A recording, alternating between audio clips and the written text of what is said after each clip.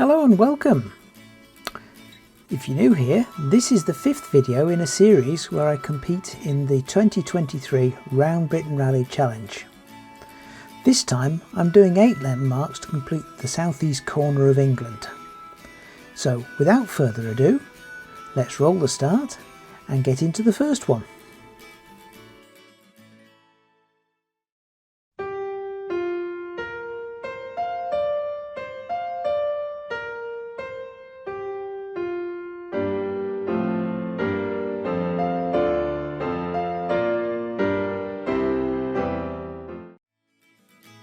Right, so we're on our way to the first of the landmarks. There was a little bit of controversy about this one, as this is designated as Cambridgeshire's landmark, but it's actually in Saffron Walden. Now Saffron Walden, for those people who know their geography, is actually in Essex. Dave the disorganiser's comment on this was it has a Cambridgeshire postcode. But it's close enough to the Cambridgeshire border, I suppose. Anyhow, to add to a little bit to the piece to camera, the labyrinth or maze is one of only 8 of this type of maze remaining, and it's currently the largest example in the world. It measures 40 metres across or 132 feet, and it's round with 17 circuits inside. Apparently the pathway grooves approach a mile in length.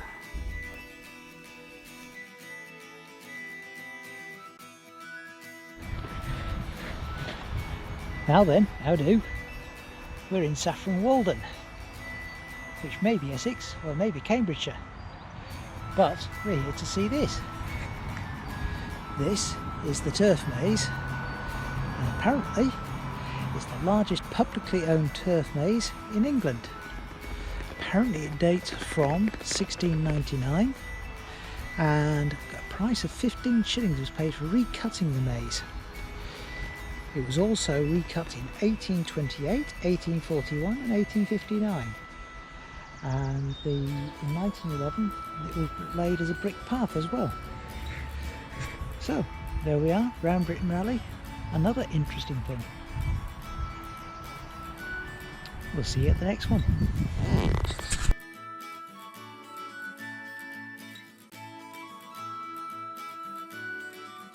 On to landmark 2. This time to West Sussex and the Ouse Valley Viaduct. This is on the London to Brighton line, and building work started in 1839 to the design of John Urpeth Rastrick and David Mokata. It has been described as probably the most elegant viaduct in Britain. It's 96 feet or 29 metres high, has 37 semicircular arches, and is 1,480 feet or 450 metres long. The approximately 11 million bricks that were needed were shipped from the Netherlands, and it was opened for use in July 1841, although it wasn't actually completed until the following year. Quite an amazing structure. Unfortunately, it's a little bit fragile and it's needed an awful lot of reconstruction and rebuilding work in its lifetime.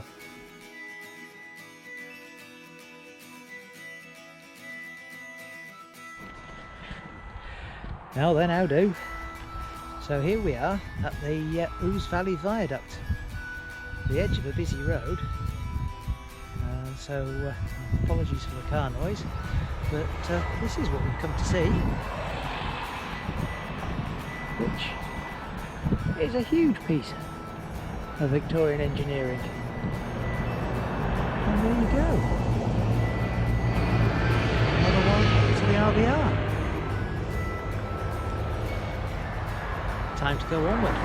See you soon.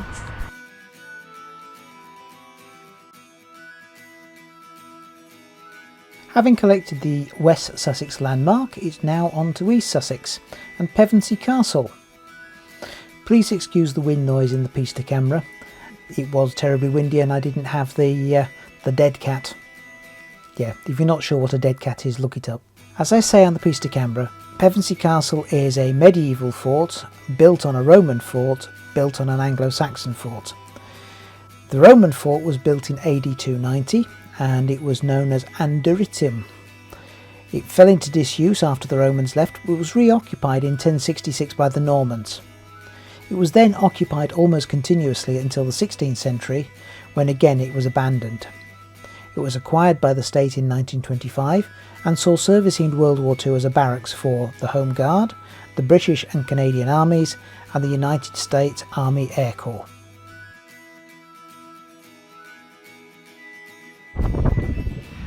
Now then, how do? So we've now made it to Pevensey, which is the Sussex contribution to the Round Brick Rally. And there's Pevensey Castle. Pevensey Castle is a Anglo-Saxon fort on the site of a Roman one.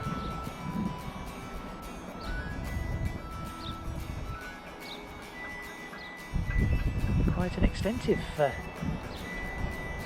place. So that's the fort for East Sussex, and we now go on to Kent. See you soon.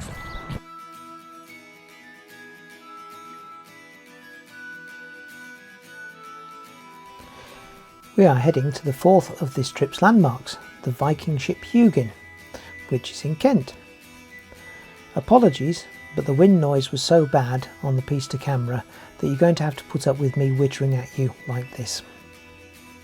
The Hugin is a reconstructed longship located at Pegwell Bay, and it was a gift from the Danish government commemorating the 1500th anniversary of the arrival of Hengist and Horsa, leaders of the Anglo-Saxon invasion at nearby Ebbsfleet.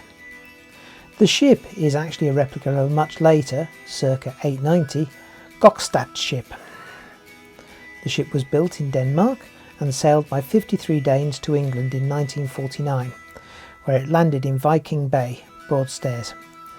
It was presented to the people of Thanet by the King of Denmark.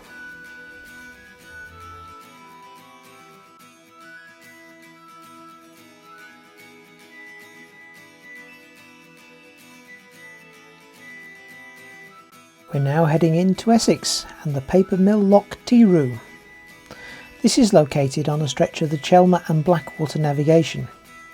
The navigation is 14 miles long and stretches from the sea at Heybridge Basin to Chelmsford. The tea room is about halfway along the waterway. The Act of Parliament authorising the waterway was passed in 1793 and it was completed 4 years after that. In the mid-19th century, up to 60,000 tonnes of freight was carried annually. After the arrival of the railway, its use declined, with the last horse-drawn barges surviving until the 1950s, and the last timber load was transported in 1972. The tea rooms opened in 2002.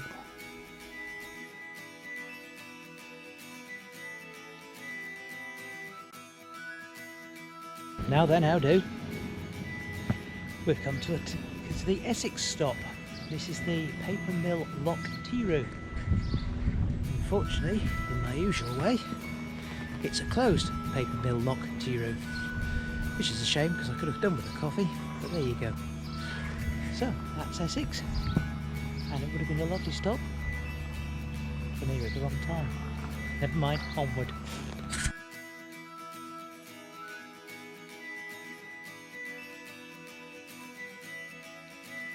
Astute people may have guessed by now that I was heading vaguely northwards.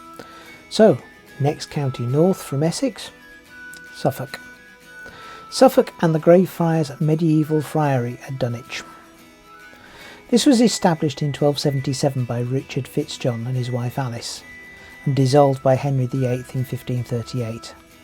This particular site was the second one that the friary occupied, as the original site was threatened by coastal erosion.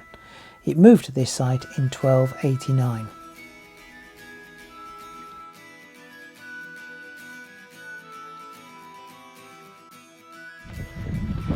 Now then, we're back again. This time we've got to Suffolk and the Greyfriars Medieval Friary. Let's go for a walk and we'll have a look and see what we can see.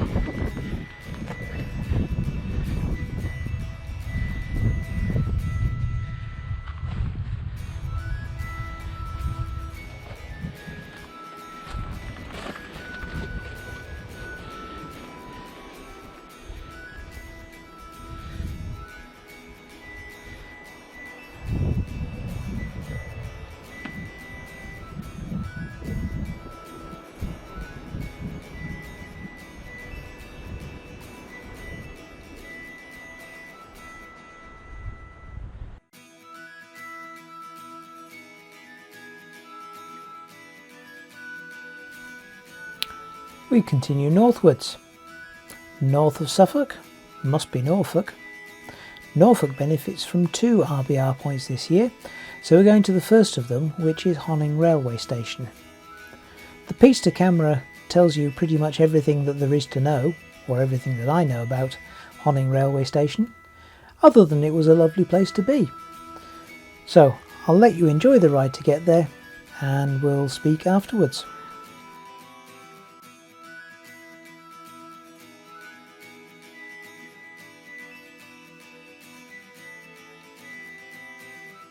Now then, how do? We've now got to Norfolk, and this is Honning Station, what's left of it, and the loading dock, which is the Round Brick Rally Point. The rest of the station's quite fun, so let's just have a quick look and see what we can see.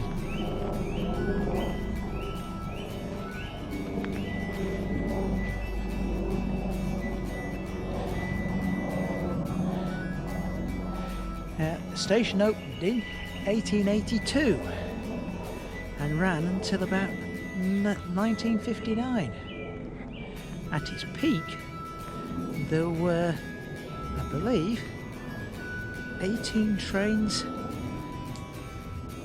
What does it say? 80 trains a day. And this is what's left of it.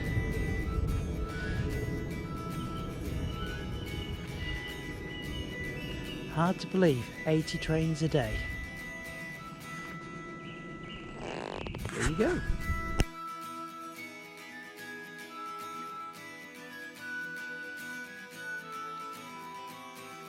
This is the last Round Brick Rally landmark of this day, the second one in Norfolk, the Royal Station at Wolferton.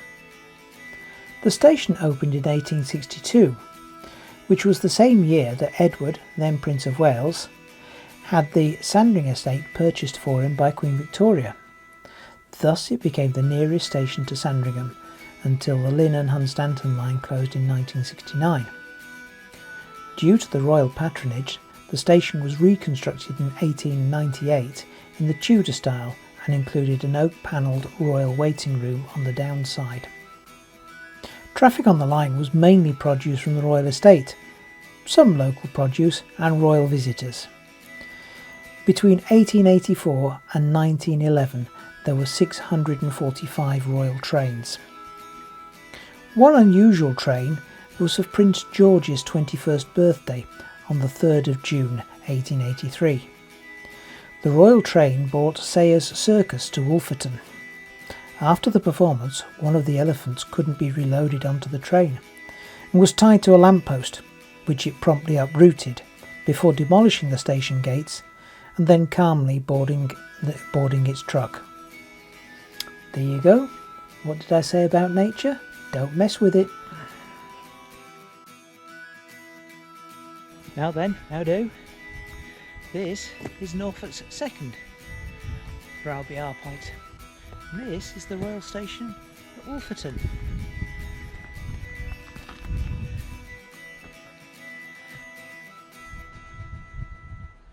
Which is where the royals used to come when they were visiting Sandringham.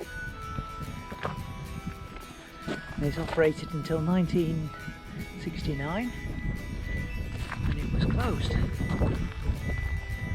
Isn't it lovely?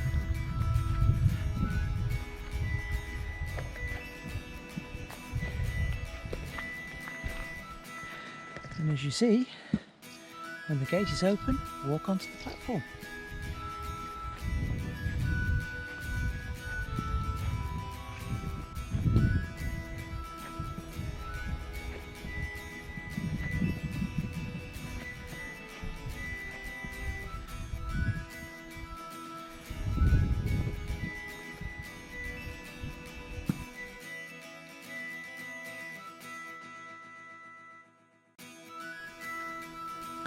Just before we get to the obligatory skitter down Staxton Hill, I thought I'd leave some more stills of the station at Wolferton. It really was rather lovely.